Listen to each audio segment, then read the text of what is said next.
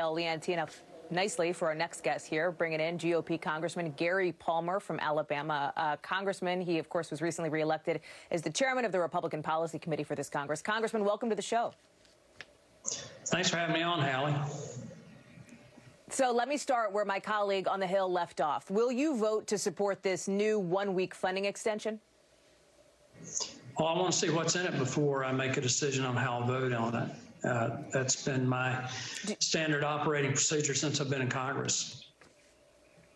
Okay. With what you've seen so far, do you believe that if that extra week passes, it could buy lawmakers enough time to also get to a COVID deal? I hope so. What I expect is a clean continuing resolution to get us into next week. And I'm hoping that we're going to get a COVID relief package out next week. I was hoping that we would have done this back in September. There's $130-something billion sitting in the payroll protection plan right now that could have been made available. We have a bill on the floor to do that, but we couldn't get Speaker Pelosi to bring it up. And there's another $400 billion, I think, that's in the Main Street program at Treasury that could have been repurposed. So at some point, I'm hoping that we can get together and help small businesses and families. There are some sticking points. There's also a question about the possibility of stimulus checks, which is not in these discussions at the moment. One of your Republican colleagues over in the Senate, Senator Josh Hawley, says he's pushing President Trump to veto any COVID relief bill that does not include direct stimulus checks. Do you believe that that should be the position of the Republicans here? Well, there's so many people hurting, and particularly in the business community and the family-owned businesses, that I don't want to start driving stakes in the ground over these issues. But I do think that we need to get some kind of stimulus relief to people.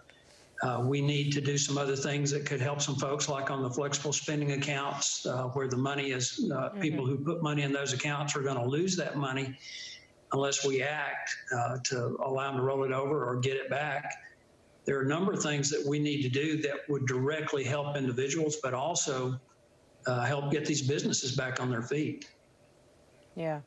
It sounds like, and Congressman, I want to make sure that I'm understanding sort of what you're saying here. It sounds like you would like to see stimulus checks and any kind of a deal next week, but it is not a deal breaker for you. Am I accurately paraphrasing? Yeah, I would like to see the stimulus checks. Okay. But like I say, there's 130-something that's available right now through payroll protection plan if Speaker Pelosi would just allow that money to be utilized. I want to ask you about the defense spending bill. That is something else that is obviously in front of you and your colleagues. President Trump is tweeting this morning he's going to veto. He's asking House Republicans like you to vote against it. How will you vote on the NDAA today? I want to look at the total package and make a decision after I've had a chance to look at it. I've got some serious concerns about it. But at the same time, I understand that we have some national security issues that we cannot continue to politicize our defense spending. China is now has a bigger Navy than we do. They're advancing in their military technology at a very rapid pace. And to continue to put political things into these bills, I think, is in the long term going to be very harmful to our ability to protect our country.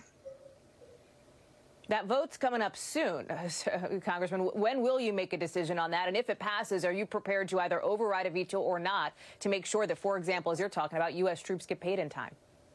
I'm not going to vote to override the president's veto. Okay. But I will. Let me ask you about your home state of Alabama. I'll meet with my staff this morning. We'll discuss the bill and go into the details. Go ahead. No, I appreciate that. That's a newsy answer from you, so I appreciate that. I want to ask about your state. We've been talking in this show, as you might imagine, about the COVID vaccine, about the surge in cases in this country. Alabama, your state, is hitting new records for hospitalizations. That safer at home order, I think, expires on Friday, end of the week. I'm struck by a story that we published here at NBC of a former Alabama state senator, a Republican, who passed away from COVID last week. And his last words, according to his wife, were, "We messed up. We let our guard down. Please tell everybody to be careful. This is real." Do you believe that the governor should extend the stay-at-home order, Congressman? Is that something you'd support?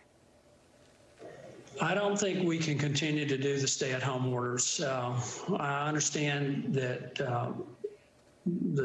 the consequences of people getting COVID, but the death rate has declined dramatically. I think the hospitalization rates are up, but our ability to treat it have dramatically improved. The other thing, though, that's going on, Hallie, is that we're going to have a record number of people die from drug overdoses. And because of shutting people inside, we've seen people turn to drugs. We've seen a major increase in suicide. By the end of this year, we're probably going to be somewhere in the range of 125 to 150,000 combined overdose deaths and suicide deaths. And I understand that the CDC is projecting over 75,000 overdose deaths, but when you talk to law enforcement and coroners, they'll tell you that probably 15 to 20% of the people who die from drug overdose deaths, that's not what shows up on the death certificate. So we're fighting two battles here. And I think people have got to be smart about taking precautions to protect themselves and their families. But I don't think we can shut things down again. Okay. Before I let you go, I want to get you on this topic. I've seen your tweets, I've read your tweets and your statements about the president's legal fights here. But I have to ask you, when Joe Biden, when he wins the Electoral College majority on Monday, will you acknowledge then that he is the legitimately elected president of this country?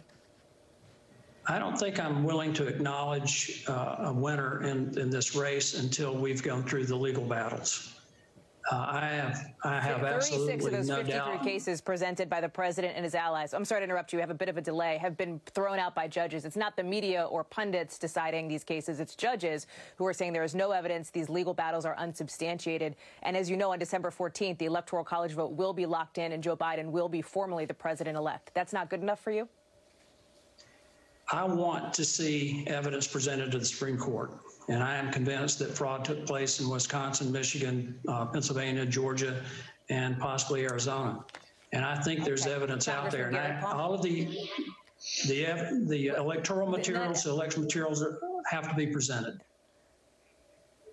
Okay. Congressman Palmer, we appreciate your time. We do have to note there has been no evidence of widespread fraud in this election, and that is a determination made by judges and not members of the media. Again, we appreciate your time talking to us about a number of topics this morning. Coming up, the clock is